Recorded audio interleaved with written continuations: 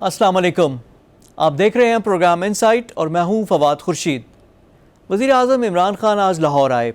उन्होंने 35,000 अपार्टमेंट्स बनाने के मंसूबे का इफ्तिताह भी किया और इस मौके पर उन्होंने कहा कि पाकिस्तान में एक जंग चल रही है, एक तरफ माफियाज़ हैं और एक फ़ैसला कुन मरहले में ये जंग दाखिल हो चुकी है। लेकिन ये बात वो कर रहे थे मईशत के तनाजुर में, जो लोगों के लिए घर हैं उस मामले में, लेकिन यहाँ पे मामलात कुछ और भी बढ़े हुए हैं। पहले PDM थी, पाकिस्तान डेमोक्रेटिक मूवमेंट, अपोजिशन की सियासत। अब PTI के अंदर जहांगीर खान तरीन के इशू को लेकर अब इख्तलाफात सामने आते जा रहे हैं। पहले एक नाश्ता ग्रुप था जहाँ पे तकरीबन 10 से 15 MPAs और 3 MNAs मौजूद थे। अब से कुछ देर बाद एक डिनर भी हो रहा है और वहाँ पे राजा रियाज के बकौल तकरीबन 30-35 से 50 के दरमियान लोग हैं, वो मौजूद होंगे। अब जहांगीर खान तरीन और उनके बेटे अली तरीन आज FIA के सामने पेश हुए। ज़ाहिर बात है बयानात भी रिकॉर्ड कराए, सवालात पूछे गए थे, उसके जवाब दिए गए। अब ये जो कुछ मेंबर्स हैं पार्लियामेंट के, ख़ासकर पंजाब असम्बली के और MNAs नेशनल असम्बली के, ये जहांगीर तरीन के इर्द गिर्द रैली कर रहे हैं और गवर्नमेंट के लिए लम्हाए फ़िक्रिया वो कह रहे हैं कि सिंगल आउट किया जा रहा है जहांगीर खान तरीन को और इससे हुकूमत के लिए मुश्किलात भी आ सकती हैं। इस पर भी आज के प्रोग्राम में बात करेंगे। इंटरनेशनली भी अगर हम बात करें तो रशियन जो फॉरेन मिनिस्टर हैं उनके दौरा पाकिस्तान, और पाकिस्तान के लिए जो अमेरिकन एक रिपोर्ट आई है नेशनल इंटेलिजेंस काउंसिल की, जिसमें कहा गया कि पाकिस्तान और इंडिया के माबैन जंग का ख़तरा है और ये ऐन मुमकिन है कि अगले 4-5 साल में कोई ऐसा मौका आए कि जंग के दहाने पे दोनों मुल्क आ जाएं। इस पर भी बात होगी। और आखिर में पाकिस्तान की मईशत, डॉलर के मुकाबले में रुपया तो तगड़ा हो रहा है, लेकिन क्या मईशत हमारी इतनी तगड़ी है, इस पर भी आज के प्रोग्राम में बात करेंगे। आज के प्रोग्राम में मुझे ज्वाइन करेंगे सलमान नईम, पाकिस्तान तहरीक इंसाफ के मेंबर भी हैं और ये MPA मुंतखब हुए थे शाह महमूद कुरैशी को हराकर आज़ाद हैसियत से। उसके बाद PTI ज्वाइन की, अभी डी-नोटिफाई हुए हुए, उनसे भी गुफ्तगू होगी। जहांगीर खान तरीन के करीबी साथी हैं कि मामलात किस नहज पे हैं हमें बताएंगे। साबिक वज़ीर ख़ारजा खुर्शीद कसूरी भी हमें प्रोग्राम में ज्वाइन करेंगे और आखिर में माहिर मईशत डॉक्टर फ़ारूक सलीम से भी बात होगी। प्रोग्राम में मुझे ज्वाइन कर रहे हैं सलमान नईम साहब, किसी तारुफ के मोहताज नहीं और आजकल बड़ी ख़बरों की जीनत बने हुए हैं। पहले PDM होती थी, अब PDM के बाद जो 3 हरफी जो वर्ड है वो है JKT, जहांगीर खान तरीन। सलमान साहब अब जहांगीर खान तरीन साहब के साथ नज़र आ रहे हैं, नाश्तों में भी नज़र आ रहे हैं, अब से कुछ देर बाद एक खाना होने वाला है वहाँ पर भी जा रहे हैं। इनकी वजह शोहरत थी, ये लाइमलाइट में आए थे 2018 के इलेक्शन में। पाकिस्तान के जो मौजूदा वज़ीर ख़ारजा हैं शाह महमूद कुरैशी साहब, उनको इन्होंने इलेक्शन में शिकस्त दी थी आज़ाद हैसियत में। उसके बाद इन्होंने PTI ज्वाइन की, आए तो जहांगीर खान तरीन के जहाज़ में थे, उसके बाद PTI का जो रिबन भी पहना है, लेकिन इनकी लॉयल्टीज़ अब JKT के साथ ज़्यादा हैं। अब मामला देखना है कि क्या है, ये मामला सुलझेगा, इनका क्या मौक़िफ़ है। यंग पार्लियामेंटेरियन है और इनका ये हुआ था केस कि डी-नोटिफाई किया गया था, लेकिन ये स्टे पे किए हुए हैं। इनका जो PP 217 का हल्का है, मुल्तान का हल्का है, वहाँ पे अभी री इलेक्शन की एक है चीज़ जिसको रुकवाया है इन्होंने। अब अगर इनका इलेक्शन का फ़ैसला हो जाता है, इनके हक़ में कोर्ट से फ़ैसला हो जाता है, तो ये दोबारा भी MPA आ सकते हैं। तो सलमान साहब मेरे साथ स्टूडियो में मौजूद हैं, उनसे गुफ्तगू करते हैं। सलमान साहब अस्सलाम वालेकुम and welcome to the show. जी वालेकुम अस्सलाम, आपका बहुत बहुत शुक्रिया जी, आपने बुलाया। सलमान साहब अब बात करते हैं जहांगीर खान तरीन साहब की। तो ये मामलात किस नहज पे जा रहे हैं और ये होगा क्या? जो आपकी मुलाकातें हो रही हैं वहाँ पे तरीन साहब आप लोगों को क्या कहते हैं? जी मैं समझता हूँ कि इसको ज़्यादा कुछ लोग कह रहे हैं कि फॉरवर्ड ब्लॉक बन गया है, कुछ लोग कह रहे हैं कि बागी ग्रुप बन गया है। ऐसा कुछ भी नहीं है। जहांगीर तरीन साहब जो है वो, उनके ख़िलाफ़ आपको पता है कि शुगर कमीशन रिपोर्ट में उनका नाम आया, उसके बाद दोबारा से जो है ना वो अब सट्टा जो लोग करते हैं शुगर मिल्स मालकान, उसमें भी उनका नाम आया, उनके खिलाफ FIR दी गई, उनके बेटे के खिलाफ FIR दी गई। वो तो केस चल रहे हैं सलमान साहब, उसका तो फैसला हो जाएगा, अभी तो कोई चीज़ इम्प्लाई नहीं हुआ। ये तो शुगर की रिपोर्ट जो आई थी, फिर दूरियां पैदा हुई, तो इस मामले में आप लोग क्या शो करना चाह रहे हैं? देखिए जो फॉरवर्ड ग्रुप की बात कर रहे हैं, 3 MNA अगर नाश्ते पे जाते हैं, फिर MPAs जाते हैं 15, अभी जो खाना है उसमें क्या एक फिगर एक्सपेक्टेड है और ये क्या बात क्या करते हैं आपस में? जी हमारा मौक़िफ़ ये है कि जहांगीर तरीन साहब के साथ पॉलिटिकल विक्टिमाइजेशन की जा रही है। शुगर कमीशन रिपोर्ट में बहुत सारे लोग और भी लोगों के नाम आए थे, बहुत सारे लोग अपोजिशन में हैं, बहुत सारे लोग गवर्नमेंट में बैठे हुए हैं, लेकिन इंतकाम लिया जा रहा है सिर्फ जहांगीर खान तरीन से। यानी तहकीकात से आपको इतराज़ नहीं है, आप कह रहे हैं बाकी को भी करें। इतराज़ होता तो आज जहांगीर तरीन साहब FIA में क्यों पेश होते? आज अली तरीन साहब भी FIA में पेश हुए हैं, आज जहांगीर तरीन साहब भी। इन तीनों FIR की इन्वेस्टिगेशन है, जो उनकी प्रोसीडिंग्स हैं उसमें वो उनको तावन भी कर रहे हैं। अगर तहकीकात से एतराज़ हो तो हम क्यों पेश हों उधर? तो तहकीकात से एतराज़ नहीं है, एतराज़ इस चीज़ से है कि पॉलिटिकल विक्टिमाइजेशन ना की जाए और इंतकामी कार्रवाइयाँ ना की जाएँ, जो कि सिर्फ जहांगीर तरीन साहब के खिलाफ की जा रही हैं। अच्छा ये कौन कर रहा है? इस सब के पीछे है कौन? جی جہانگیر ترین صاحب نے بھی اس دن جب انٹرم بیل کی پیشی پر آئے 7 تاریخ کو سیشن کورٹ میں، اس وقت بھی جہانگیر ترین صاحب نے میڈیا ٹاک کرتے ہوئے یہی فرمایا کہ جو لوگ پرائم منسٹر کے ارد گرد موجود ہیں وہ ان کو ہضم نہیں ہو رہی تھی یہ بات کہ جہانگیر ترین صاحب عمران خان صاحب کے اتنا قریب ہیں، فیصلہ سازی میں اتنا قریب ہیں، بہت سارے پارٹی کے معاملات جو ہے نا وہ جہانگیر ترین صاحب چلا رہے تھے، کیونکہ خان صاحب پرائم منسٹر ہیں، ان کا اتنا فوکس پارٹی پہ نہیں ہے، تو پارٹی کو سنبھالا ہوا تھا جہانگیر ترین نے، لیکن اب کوئی سنبھالنے والا نہیں ہے، تو اس وجہ سے ہم لوگ جو ہے نا آپ دیکھ رہے ہوں گے کہ جو ہے کچھ گروپس بنے ہوئے ہیں، کچھ لوگ کدھر جا رہے ہیں، کچھ لوگ کدھر جا رہے ہیں۔ شروع میں بھی تھا کہ جہانگیر خان ترین کا بھی بڑا اسٹرانگ ایک گروپ تھا پارٹی میں، جس طرح ہوتی ہیں عام خیال لوگ تھے، باقی مخالفین کے بھی 2-3 اور بھی تھے، لیکن اب جے کے ٹی والا تو 1 سال سے جب سے شوگر کمیٹی کی رپورٹ آئی 1 سال سے وہ باہر تھے، بلکہ ان کا خود کہنا تھا کہ میں خاموش ہوں، اس سے زیادہ میری لائلٹی کا کیا ثبوت ہوگا، پھر ان کا یہ کہنا تھا کہ اب مجھے دشمنی کی طرف دھکیلا جا رہا ہے، تو یہ کیا ہے؟ دیکھیں میں آپ کو پھر دوبارہ اسی بات پہ لے کے جاؤں گا کہ ایک شوگر کمیشن رپورٹ تھی اور ایک سٹا والا ایشو تھا۔ شوگر کمیشن رپورٹ میں جن لوگوں کے نام آئے ان میں جو ہے نا وہ جہانگیر ترین کو ٹارگٹ کیا جا رہا ہے۔ ہم لوگ کیونکہ ہم لوگوں کی اکثریت جو ہے وہ آزاد جیت کے آئی ہوئی تھی، جو لوگ آپ لوگوں نے دیکھا ہوگا ناشتے پر بھی تھے اور اس کے بعد پیشی پر بھی تھے، جو اکثریت تھی وہ آزاد ارکان کی تھی، تو آزاد ارکان کو جہانگیر ترین صاحب نے قائل کر کے جو ہے نا وہ پی ٹی آئی میں شمولیت اختیار کروائی۔ ان کے بعد کے جو مسئلے مسائل ہیں جو ہم لوگوں کے پارٹی کے کنسرن سے وہ جہانگیر ترین جو ہے نا وہ ان کو ریزالو کرواتے رہے، تو اس وجہ سے آج جہانگیر ترین صاحب کو ہماری ضرورت ہے تو ہم بھی ان کے ساتھ کھڑے ہوئے ہیں اور کھڑے ہوئے ہیں۔ یہ بڑی بات کر رہے ہیں کیونکہ آپ لوگ جتنے بھی لوگ ہیں پاکستان تحریک انصاف کے اندر ہیں، اور جو میں نمبرز اگر دیکھتا ہوں قومی اسمبلی میں اور صوبائی اسمبلی میں، اگر یہ آپ لوگ جو ناشتہ کرنے والے بھی لگ ہو جائیں تو گورنمنٹ کو تو پرابلم آ سکتا ہے، کیسا کوئی ارادہ ہے؟ نہیں، ایسا بالکل کوئی ارادہ نہیں ہے۔ جہانگیر ترین صاحب سے میری آج بھی 2 دفعہ گفتگو ہوئی، انہوں نے کوئی ایسی بات نہیں کی، اور جب ناشتے پر بھی ہم اکٹھے ہوئے وہ یہی کہہ رہے تھے کہ یار میرے خلاف جو انتقامی کارروائیاں کی جا رہی ہیں ان کو دیکھتے ہوئے، بلکہ ان کی کوئی ڈیمانڈ نہیں تھی ہم لوگ ان کے ساتھ کھڑے ہوں، ہم لوگوں نے آپس میں یہ فیصلہ کیا، جن کی کوارڈینیشن تھی آپس میں، ان لوگوں نے فیصلہ کیا کہ جہانگیر ترین صاحب کے ساتھ جو ہے جایا جائے، اور اس کے بعد جب یہ چیز میڈیا پہ چلی تو باقی ارکان نے بھی ہم سے رابطہ کیا جو جہانگیر ترین صاحب کے ساتھ کھڑے ہونا چاہتے ہیں۔ ابھی کتنے یعنی ناشتہ گروپ تو 3 اور 15 تھا، 3 MNAs 15 MPs، اب کتنا ہے یہ؟ اب ڈنر گروپ ہونے والا نہیں جی تھوڑی دیر بعد، اور انشاءاللہ میں نے جو فگر دیا تھا کل میڈیا پہ 35 سے 40 ارکان کا، وہ انشاءاللہ پورا ہوتا ہوا نظر آئے گا آپ کو انشاءاللہ آج کے ڈنر MPs اور MNAs بھی جی انشاءاللہ۔ اور جو قومی اسمبلی میں 172 جو ہے جو میجک فگر ہے، پی ٹی آئی کے بعد ابھی 179 جو ووٹ آف کانفیڈنس پہ لیا تھا، اس سے زیادہ اگر MNAs ادھر آتے ہیں تو پھر بھی سوالیہ نشان ہے۔ پنجاب اسمبلی میں میجک فگر ہے جو کہ ہے 186، پی ٹی آئی کے پاس 192 ہیں۔ اگر یہ لوگ علیحدہ ہوتے ہیں تو بڑے سیریس کوسچنز ہوتے ہیں۔ اگر پی ٹی آئی کی طرف سے ڈسپلنری کارروائی ہو، تادیبی کارروائی ہو کہ جی آپ کیا کر رہے ہیں، پھر کیا کریں گے آپ لوگ؟ ہم لوگوں نے اس بات پہ ڈسکس کیا، اور مجھ سمیت ہر جو جہانگیر ترین کا ساتھی ہے وہ ہر طریقے سے ہر طرح کے ایکشن کے لیے تیار ہے، اور وہ سوچ سمجھ کے وہاں پر آیا تھا کہ پارٹی جو ہے نا وہ اس کے خلاف کوئی بھی نتیجے کے لیے تیار ہیں آپ لوگ؟ بالکل تیار ہے، اس میں کوئی شک نہیں۔ اور کیا کوئی بھی ایکشن لے سکتے ہیں؟ کیا پنجاب حکومت یا مرکزی حکومت کو کوئی خطرہ ہے؟ نہیں، میں سمجھتا ہوں ابھی ایسا نہیں ہے، یہ کہنا قبل از وقت ہوگا کہ خطرہ ہے، مطلب ابھی نہیں ہے، یعنی بعد میں ہو سکتا ہے۔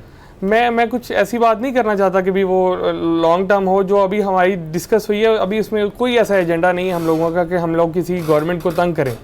اچھا، آپ نے شاہ محمود کے خلاف الیکشن لڑا، تو وہ اس کا جہانگیر ترین نے آپ کو کہا تھا کہ الیکشن لڑیں کے خلاف؟ جہانگیر ترین صاحب سے میری جو پہلی ملاقات ہوئی، سلام دعا تو ایک دفعہ ہوئی تھی، بنی گالا میں گیا شاہ محمود قریشی صاحب کے ساتھ، لیکن جو میری جہانگیر ترین صاحب سے ملاقات شاہ محمود کے ساتھ تھے؟ جی، تو جو ہے نا وہ جہانگیر ترین صاحب سے مجھے پہلی دفعہ ملوانے والے شاہ محمود قریشی صاحب ہیں۔ اور دوسری بات یہ کہ جہانگیر ترین صاحب سے جو میری پہلی ملاقات ہوئی وہ الیکشن کے بعد ہوئی ہے، الیکشن کے بعد 26 جولائی کو یا 27 جولائی کو وہ میرے گھر تشریف لائے اور مجھے پاکستان تحریک انصاف میں دوبارہ شمولیت کے لیے انہوں نے قائل کیا۔ تو جہانگیر ترین صاحب نے مجھے کیسے الیکشن لڑوانا تھا؟ اور دوسری بات یہ جہانگیر ترین صاحب کا ڈسٹرکٹ جو ہے وہ لودھرا ہے، میرا ڈسٹرکٹ میں نے ملتان سے الیکشن لڑا ہوں۔ لیکن وہ بڑا مشہور تھا نا جہانگیر ترین ورسز شاہ محمود قریشی، اور پھر دیکھیں ابھی جو بزدار صاحب سی ایم ہیں ان کو شکریہ آپ کو بھی ادا کرنا چاہیے، کیونکہ جو شاہ محمود صاحب تھے وہ تو بڑے اسٹرانگ کینڈیڈیٹ تھے، ان کی خواہش تھی کہ وزیر اعلیٰ پنجاب بنے۔ جی، اس میں کوئی شک نہیں کہ شاہ محمود قریشی صاحب جو ہیں وہ اسٹرانگ کینڈیڈیٹ تھے سی ایم پنجاب کے لیے، پارٹی کے وائس چیئرمین بھی تھے۔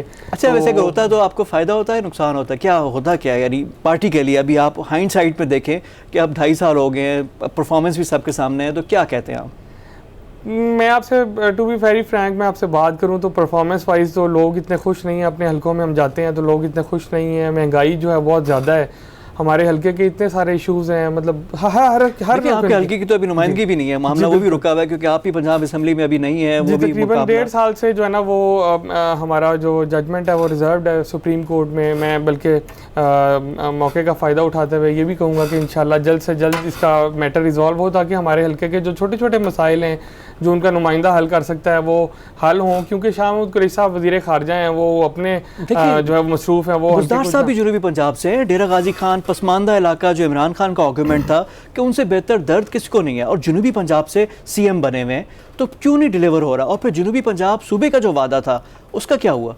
جنوبی پنجاب صوبے کا وعدہ تو ہمارا یہ تھا کہ عمران خان صاحب نے اپنے منشور میں یہ کہا تھا پی ٹی آئی نے کہ 90 دن کے اندر جو ہے نا وہ جنوبی پنجاب صوبہ بنایا جائے گا. بہرحال وہ تو نہ بن سکا. پھر جنوبی پنجاب سیکریٹریٹ کا وعدہ کیا گیا جو کہ ابھی تک وفا نہ ہو سکا. اگر وفا ہوا بھی ہے تو اس کے ثمرات جو ہے وہ عوام تک ابھی تک جانا شروع نہیں ہوئے.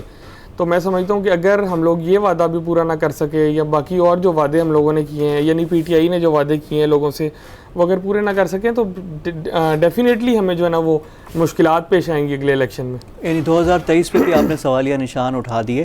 اب اس سارے معاملے کا حل کیا ہوگا؟ کیا کسی کو کوئی میڈیٹر آنا پڑے گا؟ لوگ بات کر رہے ہیں گورنر سرور ہیں وہ بیچ میں آئیں گے. آپ لوگ کیا چاہتے ہیں؟ کون آئے, کون بات کرے, پرائم منسٹر سے کیا ملاقات ہو, کیسے معاملہ سلجھے گا کیسے؟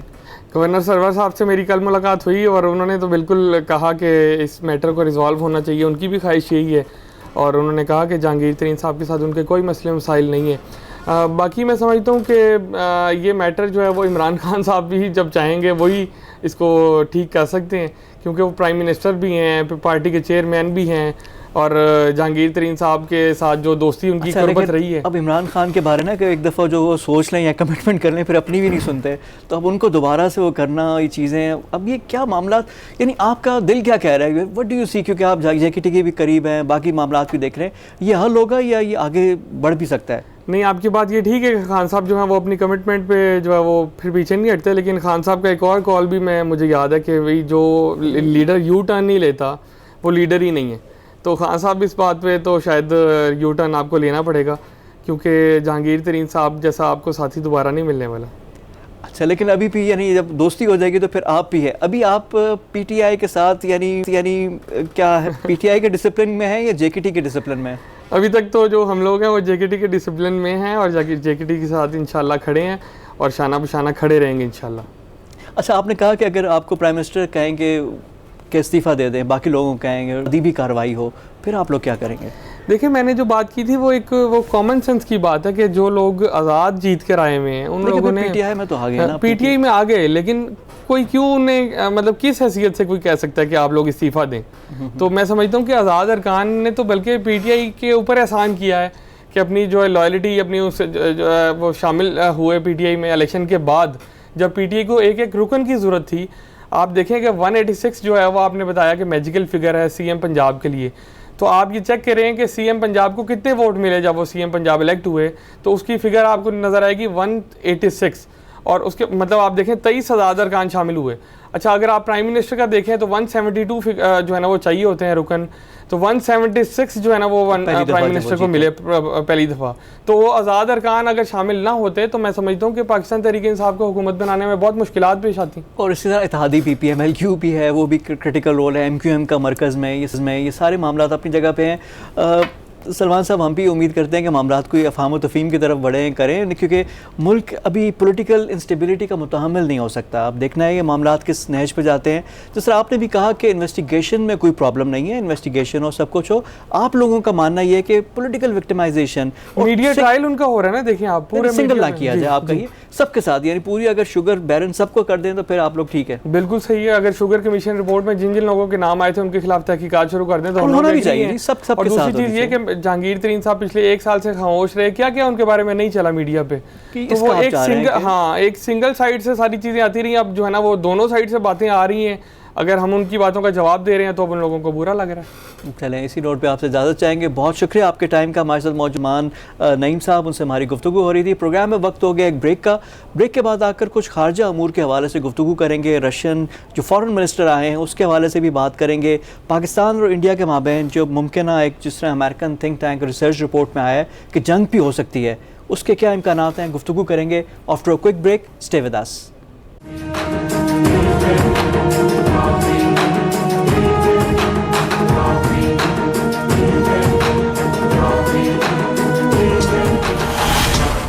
بریک کے بعد پروگرام میں دوبارہ خوش آمدید. مجھے جوائن کر رہے ہیں پروگرام میں خورشید قصوری صاحب, پاکستان کے سابق وزیر خارجہ ہیں اور بڑے امپورٹنٹ جنکچر پہ پاکستان کے وزیر خارجہ رہے. ان کی اچیومنٹس بھی ہیں, ان کی کتاب کا جو حوالے ابھی بھی ہوتے ہیں. پاکستان انڈیا ریلیشن کے معاملے میں اتھارٹی ہیں. لیکن آج کچھ ہم ان سے رشیا کے بارے میں بھی سوال کریں گے کہ رشین جو وزیر خارجہ پاکستان کا دورہ تھا, اب یہ کیا بریک تھرو ہو سکتا ہے, اس پہ تفصیل سے بات کریں گے.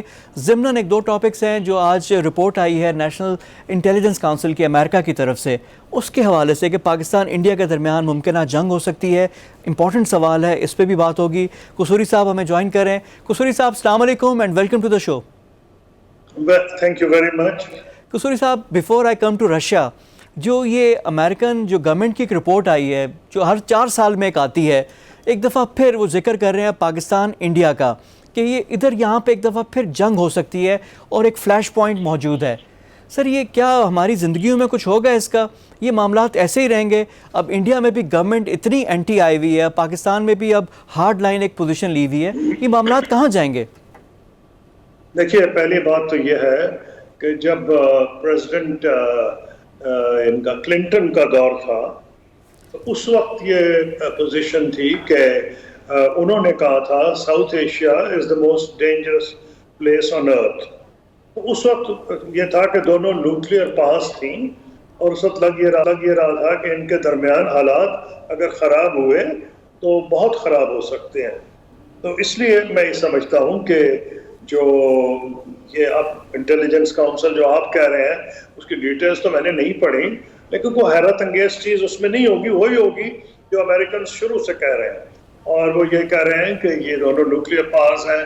سوویت یونین اور امریکہ کے درمیان جب جنگ کا خطرہ ہوا کرتا تھا کوڑ میں, تو ان میں کئی منٹ تھے ان کے جو میزائل چھوڑتی تھی, اتنا زیادہ ڈسٹنس تھا, اور وہ سب سے قریب آئے کیوبن میزائل کرائسس میں, اور اس کے بعد انہوں نے فیصلہ کیا کہ نیور اگین.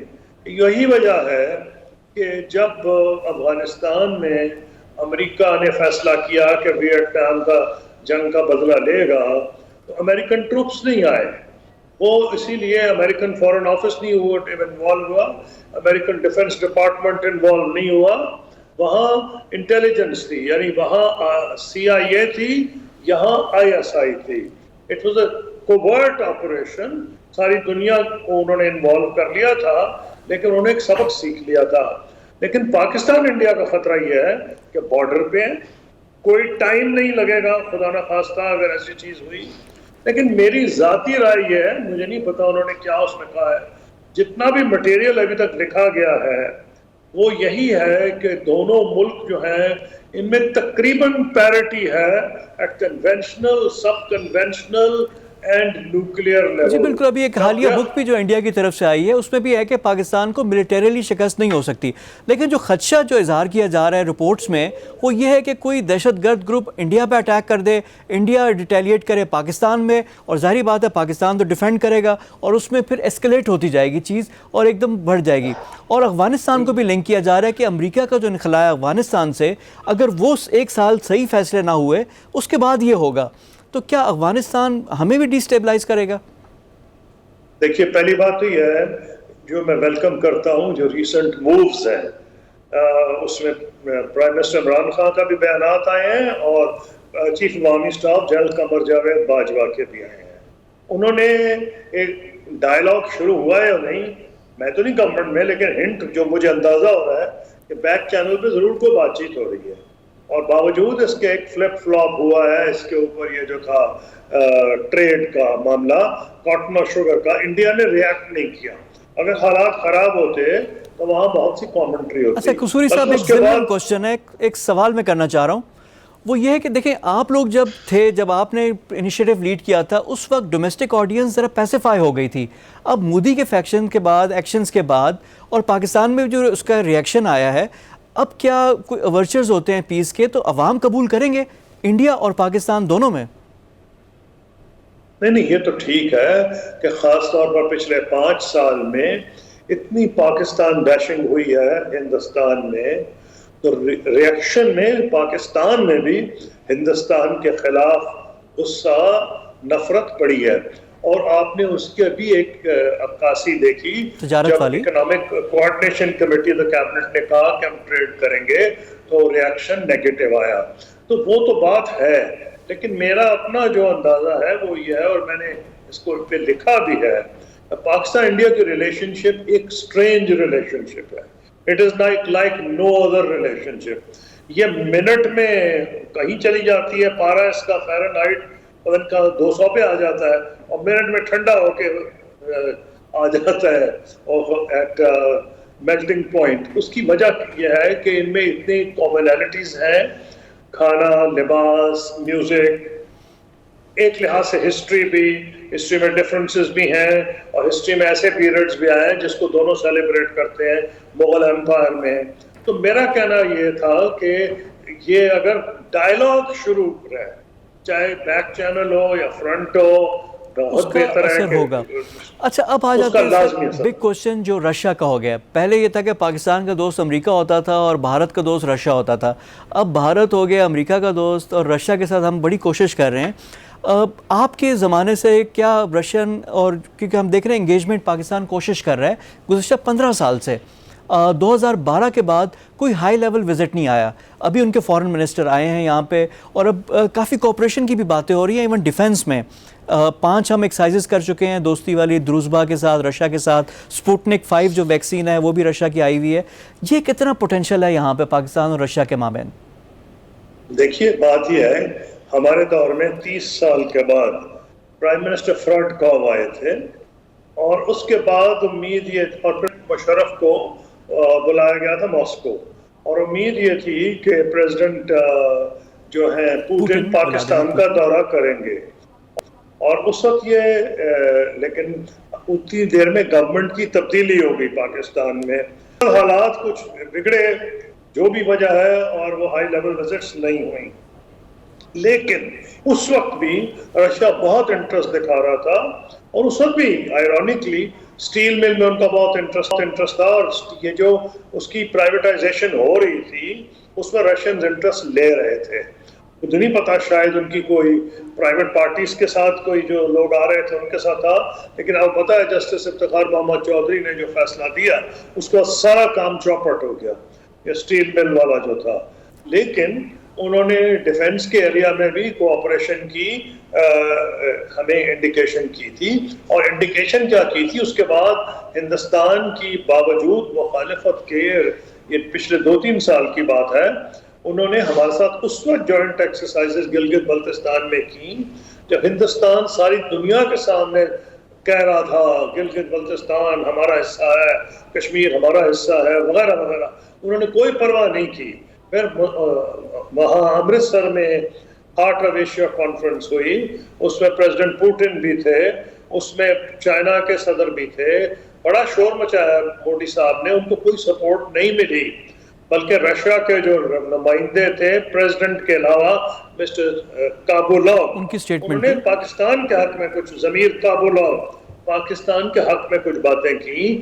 تو اس لیے میں یہ سمجھتا ہوں کہ رشیا نے انڈیکیٹ بڑی دیر سے کیا ہوا ہے. یہ ٹھیک بات ہے کہ رشیا انڈیا بہت بڑا بائر ہے ویپنز کا. میں نے پوچھا تھا پریزیڈنٹ پوٹن سے نیو یارک میں, ویسے آلموسٹ مذاق تو نہیں, سرکیسٹکلی پوچھا تھا. میں نے ان کا تھا mister president, does India have a veto power on sale of arms to Pakistan? تو بڑے غصے میں کہا no it doesn't, we make our own decisions. تو میں نے جان کے پوچھا تھا, لیکن انہوں نے کئی موقعوں پہ جب ہمیں ضرورت تھی ہماری مدد کی ہے. اور تو اور یہ جو JF-17 ہم نے بنایا ہے, اس میں بھی شروع میں روس لیت و لال کر رہا تھا, لیکن پھر انہوں نے اپنا انجن دیا JF-17 کے لیے, اور JF-17 جو اپ گریڈڈ ورژن ہے میں سمجھتا ہوں F-16 کے برابر ہے ہمارے ڈیفنس کے لیے. اور اس میں بھی کوپریشن, اور چائنا کے تھرو کوپریشن. سر جس طرح ابھی north south gas pipeline کا ایک ہے پوٹینشیل, وہ ہے اسٹیل مل کا آپ نے ذکر کر دیا, تو بہت زیادہ ایوینیوز ہیں. لیکن قصوری صاحب میرا آپ سوال یہ ہے کہ پاکستان کے پاس کیا یہ آپشن ہے کہ ہم بیک وقت امریکن کیمپ میں بھی ہوں اور چائنا اور رشیا کے بھی دوست ہوں؟ یہ پاسبل ہے یا ہمیں فیصلہ کرنا پڑے گا؟ دیکھیے بات یہ, ہم انٹرنیشنل ریلیشنز میں کہتے ہیں there is no such thing as a zero sum game. کوئی ہم پہ پابندی نہیں ہے کہ ہم اس سے تعلق اچھے رکھیں اس سے خراب کر لیں. ہاں اگر امریکہ ہمیں کارنر کرے تو یہ امریکہ نے فیصلہ کرنا, بڑی پاور ہے. تو یہ پاکستان تو نہیں چاہتا. پاکستان تو چاہتا ہے امریکہ اور چین دونوں سے اس کے اچھے تعلقات ہوں جیسے کہ ماضی میں تھے. تو اگر امریکہ یہ نہیں چاہتا پھر پاکستان نیچرلی اپنا ڈیفنس تو کرے گا نا. تو پاکستان چائنا سے کے ساتھ اپنے تعلقات خراب تو نہیں ہونے دے گا چین کو, امریکہ کو خوش کرنے کے لیے. یعنی ہمارے میرا خیال ہے نیشنل انٹرسٹ ہیں. اچھا قصوری صاحب, فائنل ورڈ آپ سے مجھے چاہیے, یو آر ایکسپیرینسڈ انف اور سینئر بھی ہیں, کہ تحریک انصاف کی جو وزارت خارجہ کی پرفارمنس ہے گزشتہ 2.5 سال یعنی ہاف آف دا ٹینیور, آپ کیسا ریٹ کرتے ہیں اس کو؟ دیکھیے میں نے فورن آفس کو 5 سال ہینڈ کیا ہے اور foreign office is a professional organization اور we should take make greater use of the expertise of the foreign office. That's all I'll say. پھر پرائم منسٹر عمران خان نے کشمیر کا کیس بہت اچھے طریقے سے پریزنٹ کیا تھا یونائٹڈ نیشنز میں. کیا بہتری کی گنجائش ہے؟ ہر جگہ اور ہر وقت ہوتی ہے, لیکن میرا ایک کنکلوڈنگ ریمارک ہوگا کہ فورن آفس کی اگر ان پٹ زیادہ لی جاتی تو بہت میرا خیال ہے معاملات بہتری سے جو 1-2 جگہ نظر آئے وہ بھی بہتر ہو سکتے. جی خورشید قصوری صاحب, thank you very much for your time. اور ایز یوزول فورن آفس کی تھوڑا سا سافٹ کارنر آپ کبھی بھی ہے, آپ نے ان کی سائڈ پہ لی ہے, اور جس سے آپ نے کہا ان کو مشاورت میں شامل کرنا چاہیے, ان کا کام ہے, دے ہیو ٹو ڈیلیور. اس پہ بھی ہم آگے آنے والے پروگرامز میں آپ سے بھی گفتگو کریں گے. پروگرام میں وقت ہو گیا ایک بریک کا. بریک کے بعد آ کر پاکستان کی معیشت بارے کچھ بات کریں گے, کہاں کھڑی ہے, کس نہج پہ ہے, کیا ٹیک آف پوزیشن پہ ہم آگے ہیں, جو انڈیکیٹرز ہیں, جو ڈالر کی پرائس اور روپی پیرٹی, جو روپیہ مضبوط ہو رہا ہے ڈالر کے اگینسٹ, اس کا کیا امپیکٹ ہوگا. آفٹر کوئک بریک اس پہ گفتگو ہوگی, ہمارے ساتھ رہیے گا.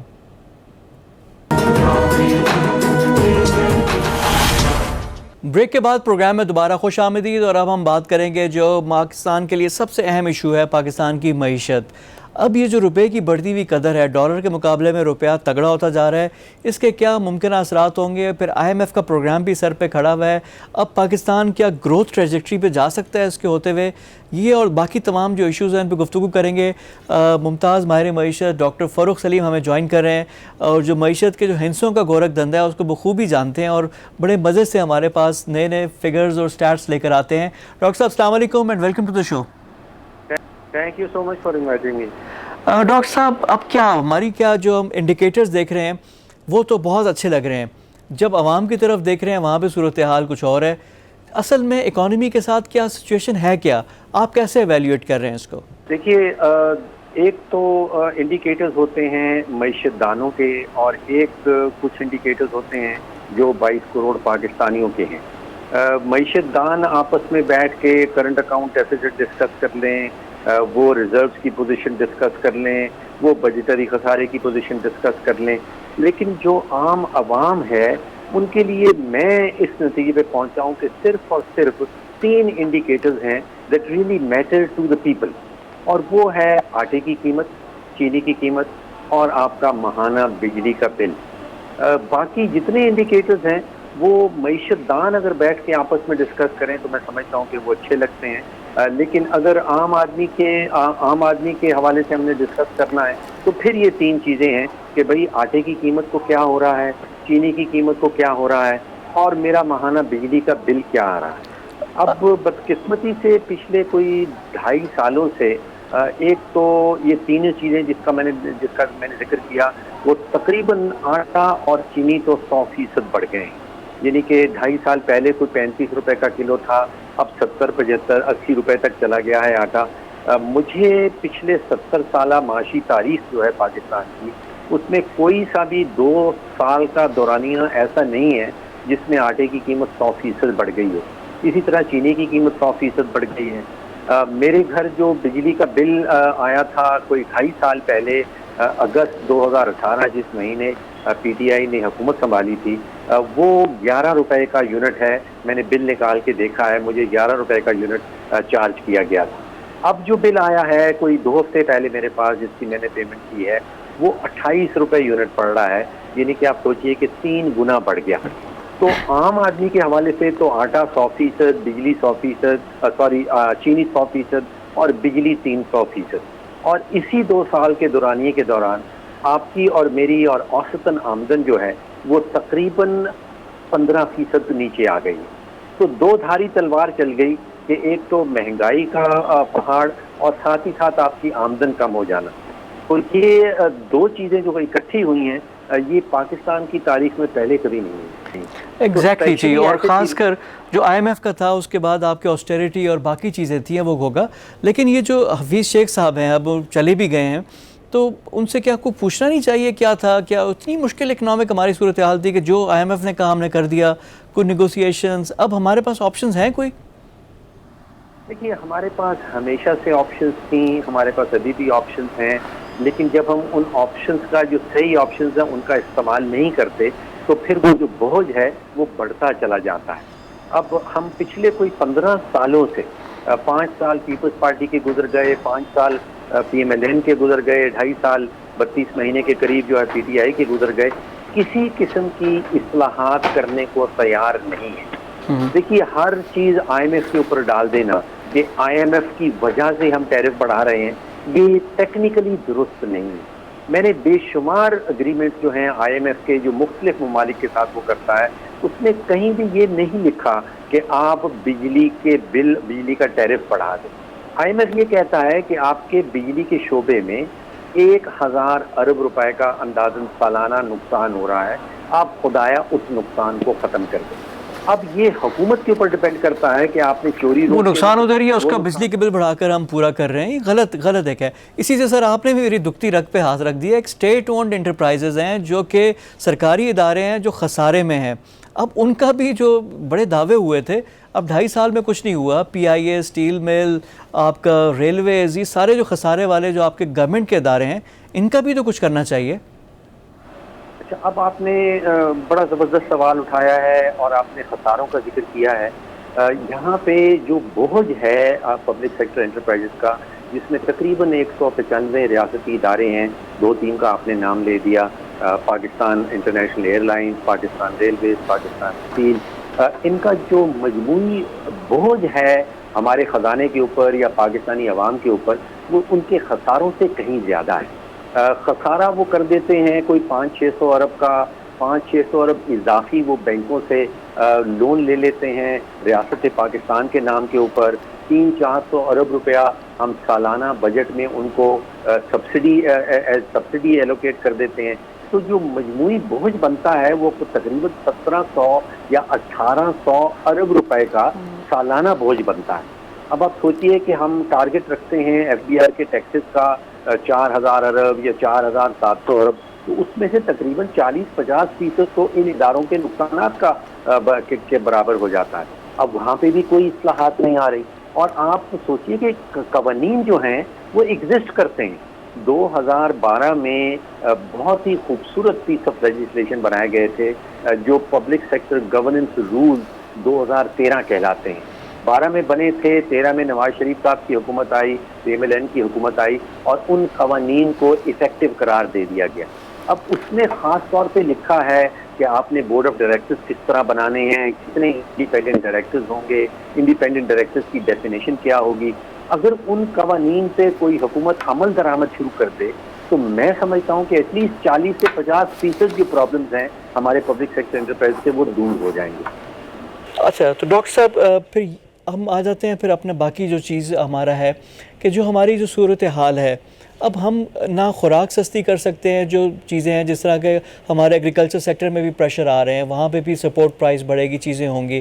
پھر آپ کے جو اربن پاپولیشن ہے, جو آپ کی خوراک ہے, جو آپ کا جس طرح آپ نے حوالہ دیا گندم, آٹا, یہ جب مہنگے ہوں گے, ہمارے پاس سولوشن ہے کیا اس کا؟ دیکھیے اگر پاکستان کی معیشت کو آپ بہت ہی غور سے دیکھیں تو جو پرائیویٹ سیکٹر ہے پاکستان کا وہ میں سمجھتا ہوں کہ بڑا ہی کمپیٹیٹو سیکٹر ہے. اگر اس کو حکومت جو ان پٹ کاسٹ جو کہلاتی ہیں, اگر آپ بجلی کا ریٹ ہے, گیس کا ریٹ ہے, وہ اس خطے میں جو ریٹ پائے جاتے ہیں اگر اس کے مطابق سپلائی کر دیں تو وہ دنیا میں کسی بھی پرائیویٹ سیکٹر کے ساتھ کمپیٹ کر سکتا ہے. جو ہمارا کمزور ترین سیکٹر ہے یعنی کہ ریاست پاکستان کے اوپر جو سب سے بڑا بوجھ ہے وہ حکومت پاکستان خود سے ہے. جو خسارے کرتی ہے، جو بجٹ کے خسارے کرتی ہے، جو پبلک سیکٹر انٹرپرائز کے اندر خسارے کرتی ہے، بجلی کے خسارے کا ہم نے ابھی ڈسکس کیا. اسی طرح گیس کا ایک سرکولر ڈیٹ اکٹھا ہو گیا ہے. اسی طرح ہمارے ایف ڈی آر کے اندر ایک سرکولر ڈیٹ چل رہا ہے. تو حکومت پاکستان جو ہے اس کو اپنے اندر سے اصلاحات لانی پڑیں گی، اور ایک بہت بڑی اصلاح یہ ہونی چاہیے کہ وہ بزنس میں دخل اندوزی بند کر دے. آپ ذرا سوچئے کہ چینی کے سیکٹر میں گنے کا ریٹ حکومت خود سے فکس کرتی ہے. حکومت لائسنس دیتی ہے کہ کون چینی کی مل بنا سکتا ہے، کون نہیں بنا سکتا. امپورٹ کریں تو اس کے اوپر ڈیوٹی لگا دیتی ہے، جب ایکسپورٹ کرتے ہیں تو اس کے اوپر بے تحاشا سبسڈی دے دیتی ہے. اسی طرح گندم کے سیکٹر کے اندر گندم کا جو سپورٹ پرائس ہے وہ حکومت فکس کرتی ہے. ایک اور سیکٹر ہے جو چاول کا سیکٹر ہے، جس میں حکومت کسی قسم کی کوئی مداخلت نہیں کرتی. اور چاول کے سیکٹر کو آپ دیکھیں کہ پاکستان میں کبھی بھی 1 کلو کی بھی قلت نہیں ہوتی پاکستان میں، اور ہم $500-600 ملین کا سالانہ چاول ایکسپورٹ بھی کر دیتے ہیں. تو اگر اس سے کوئی سبق سیکھ لیں کہ آپ چینی کے سیکٹر کو بھی آزاد کر دیں، آپ گندم کے سیکٹر کو بھی آزاد کر دیں، کھلا چھوڑ دیں. جس سیکٹر میں حکومت نے مداخلت کی ہے اس میں خسارے کے علاوہ اور کچھ نظر نہیں آیا. بڑا امپورٹنٹ پوائنٹ ڈاکٹر صاحب نے بتایا، اس پہ ہم بھی غور کریں گے. بہت شکریہ. آپ ہمارے ساتھ موجود تھے ڈاکٹر فاروق سلیم، ان سے ہماری گفتگو ہو رہی تھی. آج کے انسائٹ میں اتنا ہی. کل مزید موضوعات کے ساتھ آپ کی خدمت میں حاضر ہوں گے. کل ڈسکا کا ضمنی انتخاب بھی ہے، PMLN ورسز PTI. دیکھنا ہے کہ نتیجہ کس کا ہوگا، اس پہ بھی بات کریں گے. کل تک کے لیے فواد خورشید کو اجازت دیجیے. خدا حافظ.